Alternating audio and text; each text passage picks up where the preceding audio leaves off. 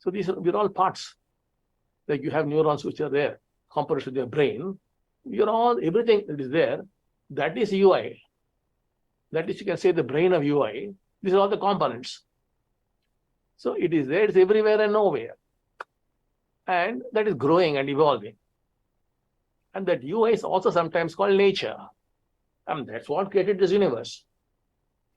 Who designed your body? Who designed the earth? They have been done with meticulous precision. Now, this UI which is designed, some of the constants, if they are not there, if you are a student of physics, the universe would not exist. So that's a mighty intelligence. That is what we call UI. The UI is designed, your own body is extremely complex. If you have to see through your body, if you can go to some place where they show the body, you'll be amazed at the architecture and the design involved in creating your body. So, tremendous intelligence. That is the creator. That is the one who designed you. Not some God sitting in some garden. No. This UI, which is everywhere and nowhere, is the creator who created this universe. In this universe, there arose beings, that is UI, produced beings also, who then evolved, and then finally they all came together, which is the great compassionate light. Great compassionate light is the union of the great ones, who have already become light beings and space beings. I didn't go on beyond that. They form a oneness. Now, we have the UI. Now, this great compassionate light, or the union of great beings, they have the power to influence UI. Suppose you say, oh God, please help me with this. What do? They can communicate with UI, and then UI will do that for you. They won't be doing, UI will be doing, but they will be communicating. Similarly, there are lots of other beings. Out there, there are so many gods, not one or two, some very powerful, some not so powerful. The idea is, what do they do? What do the Hindus do? The Hindus are preoccupied with these demigods. That's why you'll find the Jewish faith destroying those things. And then you find Christianity destroying them. And then you find Islam destroying them. So what were they doing? So they could actually see them clearly. There are some techniques if you use. You could go to the other realm. You could see all these gods there. The way they are dressed, how their nose is, how their eyes are. You could see them. You could talk to them.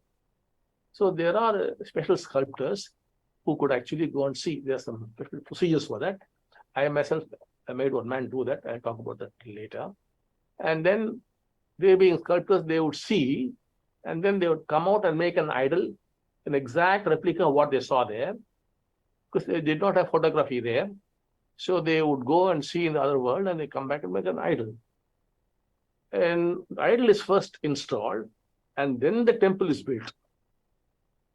That involves extraordinarily advanced mathematics, which even now modern mathematics has not really caught up with. And then there's the process of charging that idol. That is, they would invite that God, after whom that image is made, the idol, to come and occupy that. So there are rope-like things which they're doing, and they'll be chanting. Mantras are extraordinarily powerful. I'm not going into that. They would come and occupy. Now, during the process, the eyes of the idol are tied.